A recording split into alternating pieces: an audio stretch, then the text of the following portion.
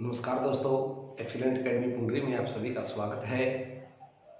पिछली कक्षा में हमने बच्चों किया जो अब तक की कक्षाएं हुई हैं चार्टर एक्ट, अब तक जितने भारत में अधिनियम बने वो सारे अधिनियम, जितनी योजनाएं थी प्रमुख वो सभी योजनाएं। आज हम करेंगे बच्चों संविधान सभा का निर्माण। संविधान की मांग कब हुई? भारत 1947 में आज़ाद हुआ, इतना बड़ा देश था, इसको चलाने के लिए कुछ नियम चाहिए थे जिसके बेस पर इस देश को चलाया जा सके। तो उन सभी नियमों के लिए एक संविधान सभा का निर्माण किया गया था भारत के अंदर। तो संविधान सभा का निर्माण हुआ, उसके बारे में आज हम चर्चा करेंगे, मगर पहले इस बात पर चर्चा करेंगे कि सबसे पहले किसने कोशिश की, भारतीयों के लिए संविधान की मांग किसके द्वारा की गई। तो बच्चों देखो, सबसे पहले 1895 में बाल गंगाधर तिलक के द्वारा स्वराज विधेयक के द्वारा संविधान की मांग की गई थी 1895 में। दूसरी बार जो मांग की वो थे जिन्होंने हमें आज़ादी दिलाने में विशेष योगदान दिया, वो थे महात्मा गांधी। 1922 में महात्मा गांधी ने कहा था कि भारतीयों के लिए एक अलग से संविधान होना चाहिए। तो भारतीयों के लिए संविधान की मांग 1922 में की थी, किसके द्वारा? महात्मा गांधी के द्वारा की गई थी बच्चों। लेकिन इस संविधान सभा का जो गठन था उसका विचार जो सर्वप्रथम जिस व्यक्ति के दिमाग में आया वो थे, देखो 1934 में सर्वप्रथम संविधान सभा के गठन का विचार जो दिमाग में आया वो आया B.N. राव के। B.N. राव यानी बेनेगल नरसिम्हा सिन्हा, ये अंतर्राष्ट्रीय कोर्ट के अंदर सदस्य थे, जज थे वहां पर बच्चों। B.N. राव देखो उस समय भारत गुलाम था, उसके बावजूद भी भारत में पढ़े लिखे इंटेलिजेंट लोगों की कमी नहीं थी। B.N. राव उस समय भी अंतर्राष्ट्रीय न्यायालय के अंदर सदस्य थे। अंतर्राष्ट्रीय न्यायालय जिसमें केवल पूरी दुनिया से 15 जज चुने जाते हैं, उनके अंदर एक भारतीय थे, यानी भारत में प्रतिभा की कमी नहीं है, आप ऐसा कह सकते हैं। B.N. राव जो वामपंथी आंदोलन था उसके भी प्रमुख नेता रहे हैं। 1935 में देखो जो 1935 में कांग्रेस ने आधिकारिक रूप से, कांग्रेस के द्वारा पहली बार इसकी मांग की गई। कांग्रेस ने आधिकारिक रूप से संविधान की मांग की पहली बार 1935 में कांग्रेस के द्वारा, कांग्रेस की ओर से कह लो, आधिकारिक रूप से संविधान सभा की मांग की गई कि संविधान सभा का गठन होना चाहिए। और 1938 में जवाहरलाल नेहरू के द्वारा घोषणा की गई। जवाहरलाल नेहरू के द्वारा घोषणा की गई बच्चों 1938 में क्या, कि भारत के अंदर एक संविधान सभा का गठन किया जाएगा। वो संविधान सभा वयस्क मताधिकार के आधार पर चुनी जाएगी। जो संविधान सभा के सदस्य होंगे वो वयस्क मताधिकार के द्वारा चुने जाएंगे। 1938 में उन्होंने ऐसा कहा था। जब भारतीयों ने संघर्ष करना शुरू कर दिया, जगह जगह आंदोलन होने लगे, दूसरा विश्व युद्ध भी शुरू हो गया, तो बच्चों ऐसी स्थिति में ब्रिटिश सरकार के लिए मुश्किल हुई कि वो क्या करे।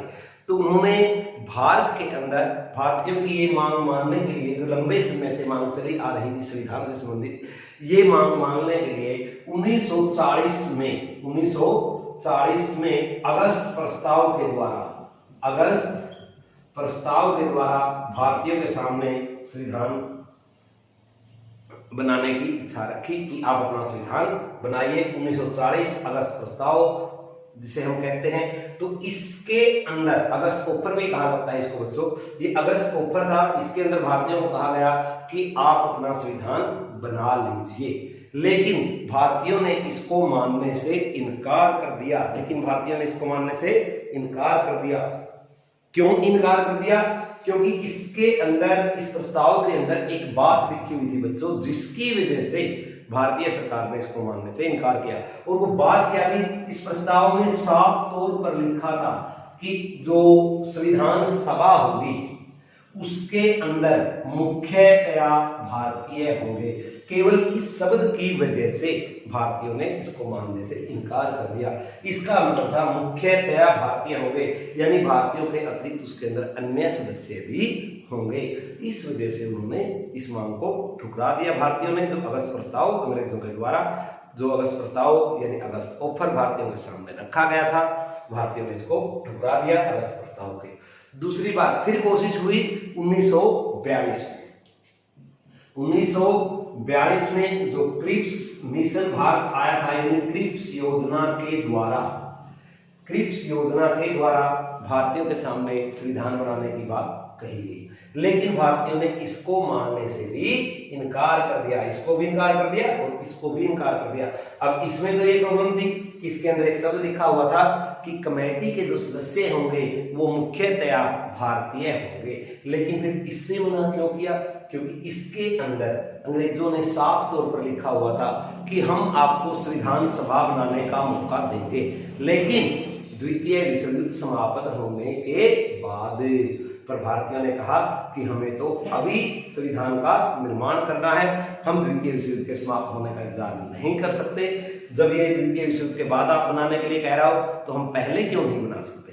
तो इस प्रकार से इससे भी भारतीयों ने मना कर दिया और कहा कि नहीं, इस योजना को भी नहीं मानना। उसके बाद जो योजनाएं हुई थी, मैंने उन सब के बारे में आपको बताया था। एक बार मेरा स्क्रीनशॉट ले लो, ये डेट बड़ी इंपॉर्टेंट है बच्चों। उसके बाद हम अगला करेंगे।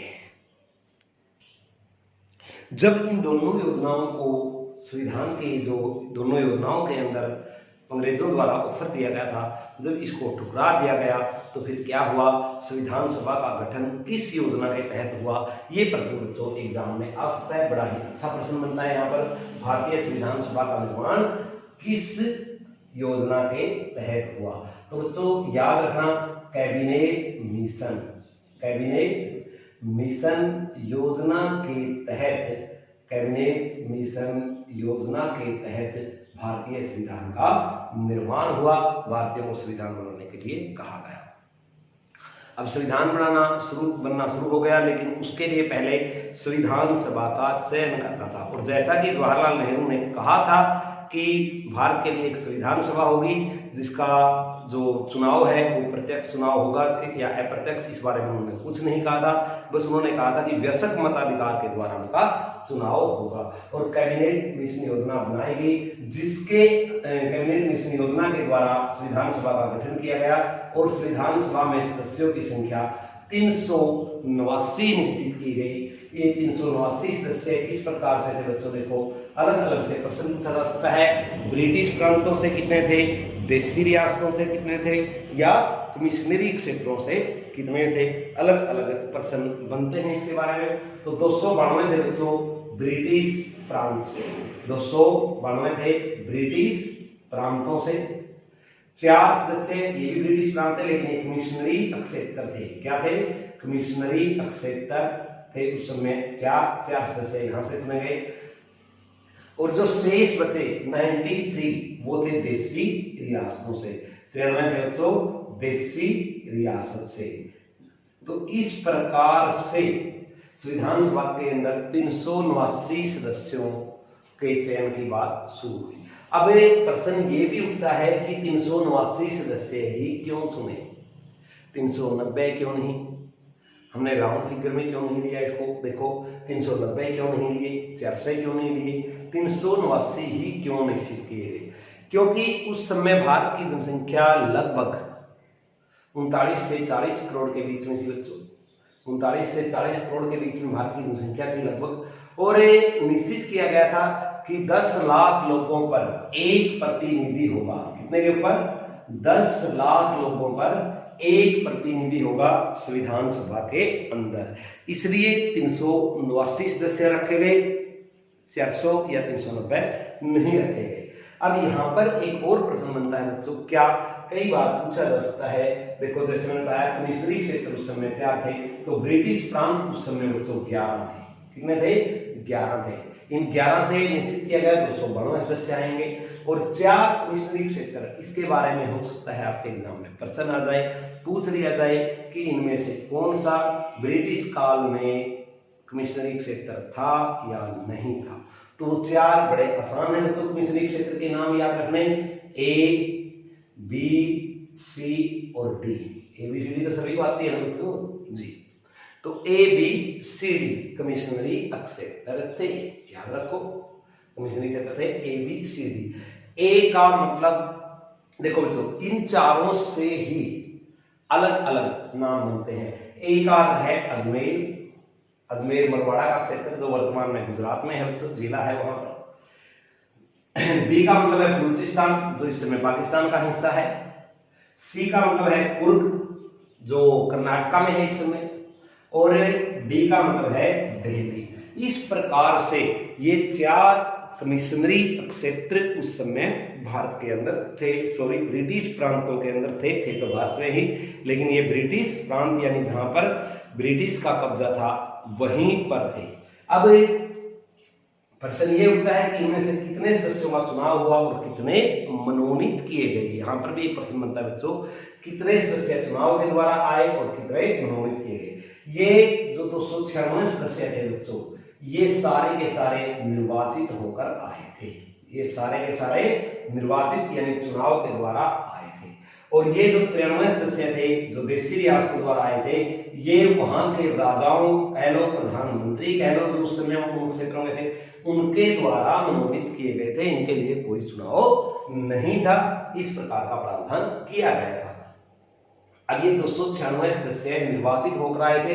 अब यहाँ पर भी एक प्रश्न उठता है कि इन 296 सदस्यों का चुनाव प्रत्यक्ष रूप से जनता द्वारा हुआ था या अप्रत्यक्ष रूप से जनता के द्वारा हुआ था। जी हाँ, इनका निर्वाचन हुआ, लेकिन कैसे? अप्रत्यक्ष रूप से जनता के द्वारा इनका चुनाव कराया गया। अप्रत्यक्ष रूप से बच्चों जनता के द्वारा अप्रत्यक्ष रूप से इनका चुनाव कराया गया, प्रत्यक्ष रूप से नहीं हुआ। तो देखो जो 296 सदस्य थे उस समय इन 11 प्रांत में और इन 4 कमिश्नरी क्षेत्रों में टोटल मिलाकर 1585 विधानसभा सदस्य थे। टोटल मिलाकर 1585 विधानसभा सदस्य थे।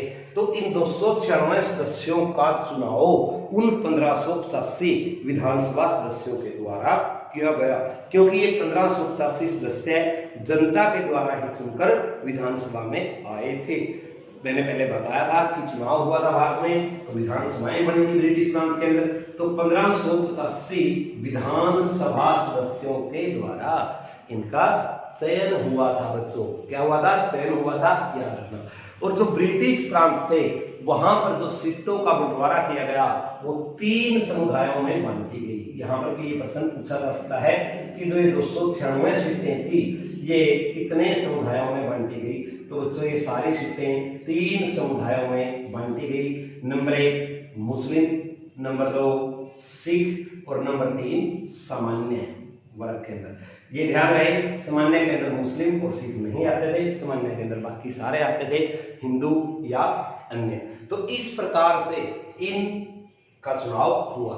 हाँ, प्रश्न ये भी आता है कौन सी पद्धति से हुआ। चुनाव की अलग अलग पद्धतियां होती हैं, तो हम आगे विस्तार से भी करेंगे इन चीजों को। तो जो इनका चुनाव हुआ इन 296 सदस्यों का बच्चों, तो इनका चुनाव कैसे हुआ? कैसे हुआ? एकल संक्रमणीय अनुपातिक पद्धति, एकल संक्रमणीय पद्धति के द्वारा, एकल संक्रमणीय पद्धति के द्वारा इनका चुनाव हुआ। अब प्रश्न ये उठता है ये चुनाव कब कराया गया? जो सदस्य थे इनके द्वारा, जो 1585 सदस्य थे इनके द्वारा इनको कब चुना गया? जुलाई अगस्त में। जुलाई अगस्त में जो ये सदस्य थे इनके द्वारा जुलाई अगस्त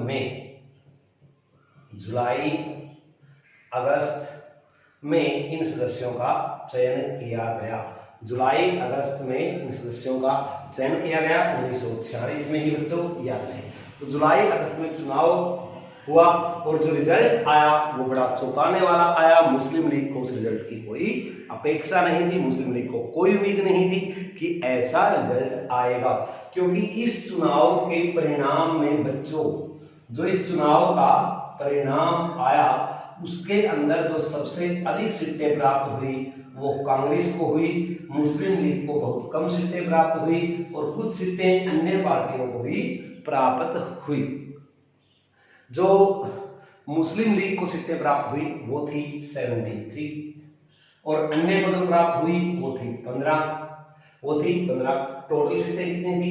296। टोटल सीटें कितनी थी बच्चों? 296। 73 और 15 88 सीटें इनमें से चली गई। कितनी सीटें चली गई? दोनों को मिला दिया जाए तो कितनी सीटें बनती हैं? 88। तो फिर कितनी सीटें बची? 208। कांग्रेस के लिए कितनी सीटें बची? 208। तो इस प्रकार से इस चुनाव के अंदर कांग्रेस को कितनी सीटें प्राप्त हुई? 208 सीट कांग्रेस को प्राप्त हुई। 8 3 11 5 16 या 8 8 16 कह लो, 20 28 और 29 296 टोटल सीटों का आंकड़ा बना इस प्रकार से। लेकिन जो देशी रियासतों की सीटें थी जो सदस्य मनोनीत होकर आने थे, ये सीटें उस समय भी रिक्त रही बच्चों। क्या रही? रिक्त रही। जो ये सीटें थी ये सारी की सारी क्या रही? रिक्त। क्योंकि जो देशी रियासत थी उन्होंने अपने सदस्य नहीं चुने, उन्होंने उनको संविधान सभा से आरंभ में उन सभी ने स्वयं को संविधान सभा से अलग रखने की सोची। तो एक बार इसका स्क्रीनशॉट ले लें बच्चों, उसके बाद आगे बढ़ते हैं। चुनाव के बाद बच्चों संविधान सभा का गठन हुआ और पहली बैठक हुई संविधान सभा की। अब हो सकता है एग्जाम में प्रश्न आ जाए, संविधान सभा की पहली बैठक कब हुई? तो बच्चों याद रखो, संविधान सभा की पहली बैठक जो फर्स्ट थी बिल्कुल प्रथम, वो कब हुई? 9 दिसंबर 1946 को हुई। 9 दिसंबर 46 को दिल्ली के अंदर हुई। कहां पर? काउंसिल चैम्बर के पुस्तकालय में। दिल्ली के अंदर हुई बच्चों। कहां पर? काउंसिल चैम्बर के पुस्तकालय के अंदर, दिल्ली के अंदर पहली मीटिंग हुई।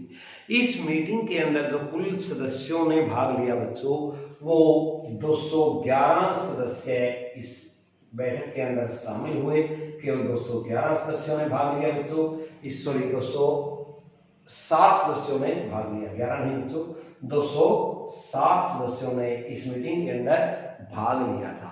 इन 207 सदस्यों में से जो 15 सदस्य थी वो महिलाएं थी बच्चों। क्या थी? महिलाएं। प्रश्न अलग से पूछा जा सकता है कि प्रथम मीटिंग में कितने सदस्यों ने भाग लिया, उनमें से कितनी महिलाएं थी? संविधान सभा के अंदर टोटल 15 महिलाएं थी और इस मीटिंग के अंदर 9 महिलाओं ने भाग लिया था। 9 महिलाओं ने, 15 में से 9 महिलाओं के द्वारा इसके अंदर भाग लिया गया था। जो संविधान सभा चुनी गई थी 389 नहीं, 73 तो देशी रियासत थोड़ा सा चुने ही नहीं गए थे बच्चों। तो जो ब्रिटिश प्रांतों से चुनी गई थी वो 15 महिलाएं चुनी गई थी। उन 15 महिलाओं में से इस बैठक के अंदर बच्चों 9 महिलाओं ने भाग लिया था। 9 महिलाओं ने भाग लिया था। और देखो 9 महिलाओं ने भाग लिया, 15 महिलाएं टोटल थी। अब बात थी इसकी अध्यक्षता कौन करे, अध्यक्ष किसे बनाया जाए। अब पहले ही दिन मीटिंग हुई थी। अब किसी एक को तो नेतृत्व करना ही था बच्चों, तो नेतृत्व कौन करे? अध्यक्ष का चुनाव पहले ही दिन संभव नहीं था, तो कुछ समय के लिए अस्थायी अध्यक्ष नियुक्त किया गया।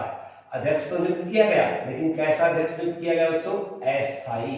अस्थायी अध्यक्ष का चुनाव हुआ और अस्थायी अध्यक्ष चुने गए डॉक्टर सच्चिदानंद सिन्हा। डॉक्टर सच्चिदानंद सिन्हा को अस्थायी अध्यक्ष चुना गया।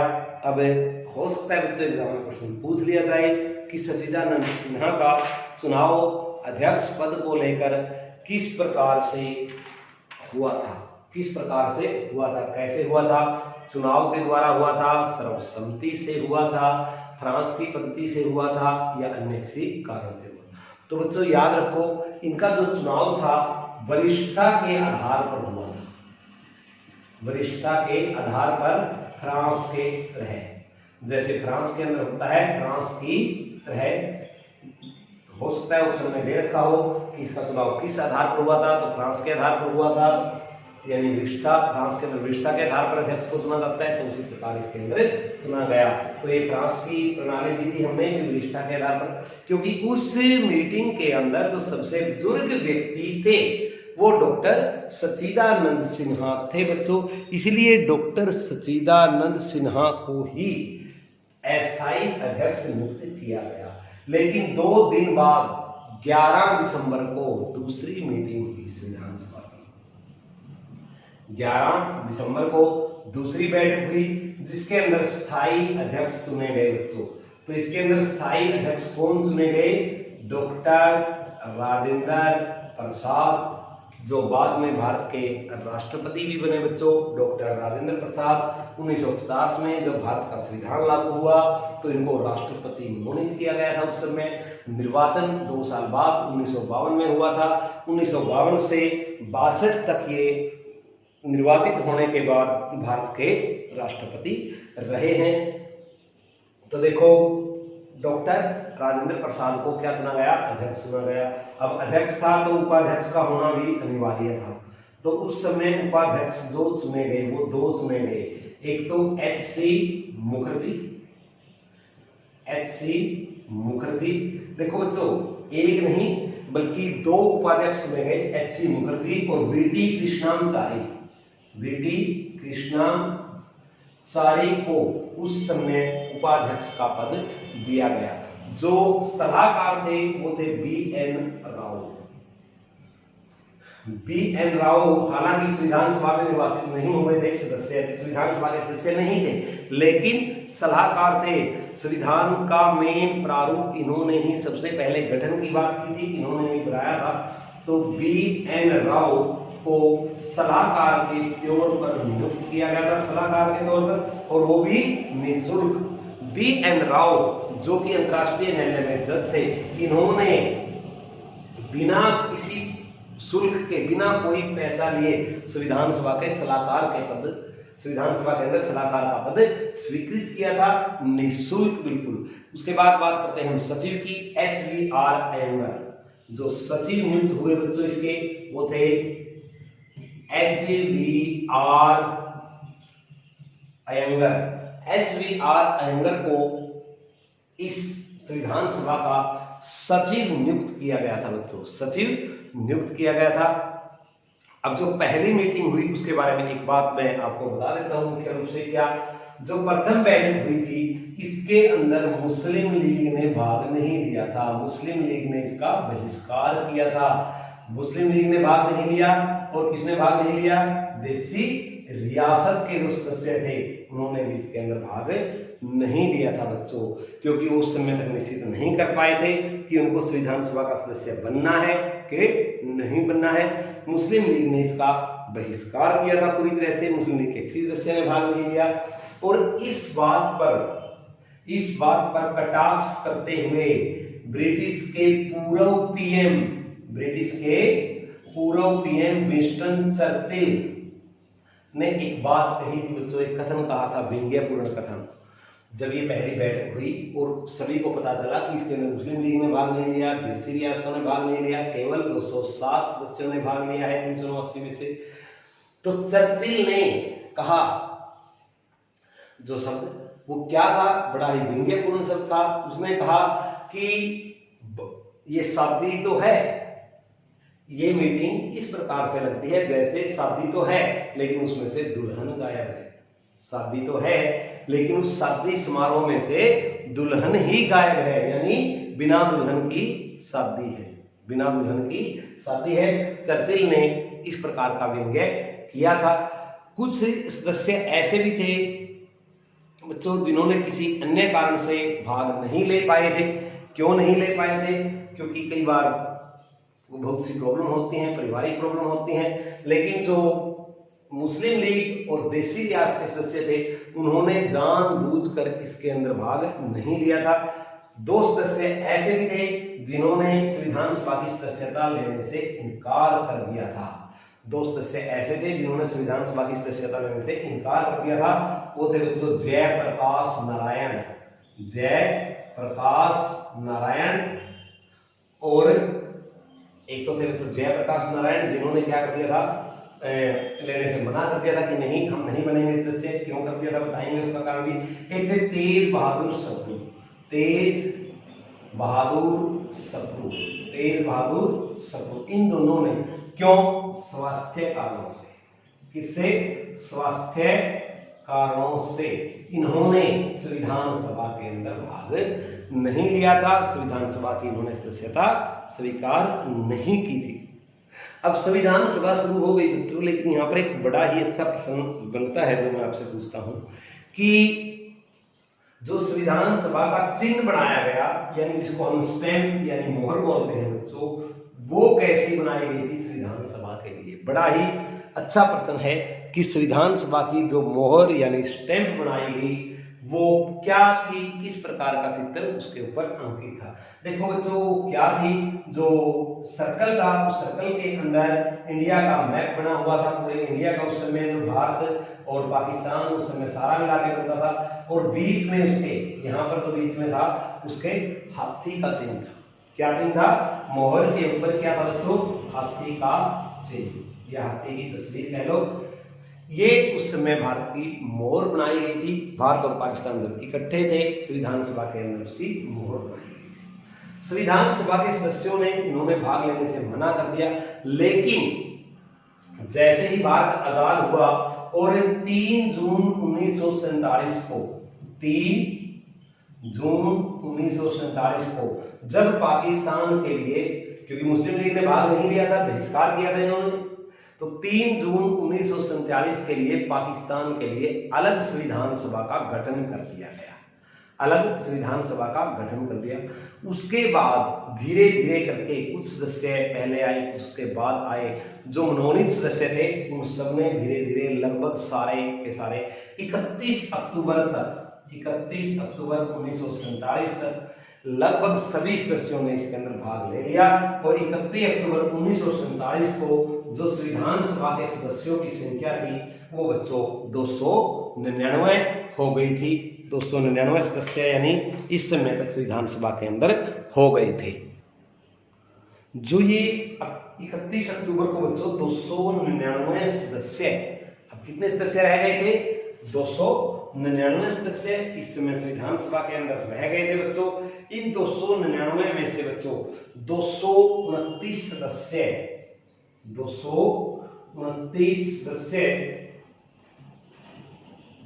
केवल उसी क्षेत्र से थे जो कभी ब्रिटिश प्रांत हुआ करते थे। 229 उसी क्षेत्र से थे जो ब्रिटिश प्रांत होते थे, और 70 देसी रियासतों वाले एक क्षेत्र से चुनकर आए थे। जो 31 अक्टूबर 1947 को, क्योंकि इस समय भारत आजाद हो चुका था, अब इनको हम ब्रिटिश प्रांत तो नहीं बोलेंगे, लेकिन ये कभी जो ब्रिटिश प्रांत होते थे और जो ब्रिटिश प्रांत कमिश्नरी क्षेत्र होते थे, 229 सदस्य केवल उस भारत से चुनकर आए थे, और 70 सदस्य जो देसी रियासतें थी उस समय उनसे मनोनीत होकर आए थे। इस प्रकार से इनका चुनाव हुआ था। तो देखो बच्चों, तो संविधान सभा की पहली मीटिंग बैठक हुई 9 दिसंबर को हुई, दूसरी 11 को हुई, और तीसरी और महत्वपूर्ण जो संविधान सभा की बैठक हुई थी बच्चों वो हुई थी 13 दिसंबर को। 13 दिसंबर को संविधान सभा की महत्वपूर्ण मीटिंग हुई, जिसके अंदर जवाहरलाल नेहरू ने उद्देश्य प्रस्ताव रखा। जवाहरलाल नेहरू के जो संविधान सभा की कार्रवाई शुरू हुई वो जवाहरलाल नेहरू द्वारा रखे गए उद्देश्य प्रस्ताव के द्वारा हुई थी। उद्देश्य प्रस्ताव के द्वारा रखी गई थी।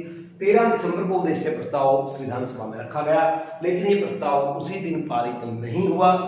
क्यों नहीं पारित हुआ उसी दिन? उसका एक कारण था। जो हमारे भीमराव अंबेडकर जी थे, संविधान सभा के प्रमुख व्यक्ति थे, भीमराव अंबेडकर जी प्रारूप समिति के अध्यक्ष थे, उसके बारे में हम आगे बात करेंगे। लेकिन फिलहाल बता देता हूं, यहां पर भीमराव अंबेडकर जी ने कहा कि उद्देश्य प्रस्ताव को आज ही पारित नहीं किया जा सकता, क्योंकि आज केवल 207 सदस्य ही मीटिंग के अंदर आए हुए हैं। तो आज इसको हम कैसे पारित कर सकते हैं? ना तो आज मुस्लिम लीग है, ना ही देसी रियासतों के सदस्य हैं, तो हम इसको आज पारित नहीं करेंगे। इसके ऊपर लगभग 8 दिनों तक बहस हुई। 8 दिन तक इसके ऊपर बहस हुई। 8 दिन बहस होने के बाद बच्चों इसे जो पारित किया गया 8 दिन बहस होने के बाद इसको पारित किया गया, यानी कि 21 तारीख को इसको पारित कर दिया गया बच्चों। 13 दिसंबर को यह प्रस्ताव लाया गया था, 21 तारीख तक इस पर बहस हुई और 22 दिसंबर को यह पारित हुआ। 22 दिसंबर को, 21 को नहीं सॉरी, 22 दिसंबर को यह प्रस्ताव पारित किया गया। तो इस प्रकार से बच्चों संविधान सभा का गठन हुआ, प्रक्रियाएं चलती रही। संविधान सभा के अंदर जो अलग अलग समितियां बनाई गई थी, प्रमुख रूप से संविधान सभा के अंदर 16 समितियां बनाई गई थी बच्चों। 16 समितियां बनाई गई थी, जिनमें से 8 समितियां जो प्रमुख थी, यानी बड़ी समिति थी, बड़े लेवल की थी, और बाकी 8 छोटे लेवल की थी। इनके बारे में हम चर्चा अगली कक्षा में करेंगे बच्चों। आज के लिए इतना ही, ये याद रखना आपको, एक बार ध्यान से देखें। एक पहली बैठक 9 दिसंबर को हुई, दूसरी 11 को हुई और तीसरी 13 दिसंबर को हुई। पहली मीटिंग में 207 सदस्यों ने भाग लिया, जिनमें से 9 महिलाएं थी, 15 महिलाएं टोटल चुनकर आई थी संविधान सभा के अंदर। हाँ, यहाँ पर एक प्रश्न बनता है बच्चों, 15 महिलाओं में से पूछा जा सकता है कि मुस्लिम महिलाएं कितनी, मुस्लिम महिलाएं कितनी थी? बड़ा ही महत्वपूर्ण प्रश्न है। संविधान सभा के अंदर केवल एक मुस्लिम महिला थी बच्चों, केवल एक मुस्लिम महिला थी। इन 15 में से केवल एक मुस्लिम महिला थी, जिसका नाम था बेगम एजाज रसूल। बेगम एजाज रसूल एकमात्र मुस्लिम महिला थी जो 9 महिलाओं के अंदर जो 15 महिलाओं के अंदर चुनी गई थी। इस प्रकार के प्रश्न भी कई बार पूछ लिए जाते हैं बच्चों। आगे संविधान सभा के बारे में जो हम चर्चा करेंगे वो अगली कक्षा में करेंगे। आज के लिए इतना ही। उम्मीद करता हूं कि जो मैंने आज आपको करवाया वो आपको अच्छे से समझ में आया होगा बच्चों। अगर एक बार से नहीं समझ में आता तो दूसरी बार आप कोशिश करके देखिए, दूसरी बार से अवश्य समझ में आएंगे। मैं कोशिश करता हूं कि आपको हर चीज़ बारीकी से बताई जाए, ताकि आपके एग्जाम में कोई भी प्रश्न छूटे ना, और कोशिश करेंगे कि वो सभी प्रश्न कवर हो सके जो आपके एग्जाम में आने वाले हैं। अगर बच्चों आपको वीडियो पसंद आता है और आपको लगता है कि आप कुछ सीख पाए हैं, तो अपने दोस्तों के पास शेयर कीजिए, लाइक कीजिए, सब्सक्राइब कीजिए। धन्यवाद। जय हिंद।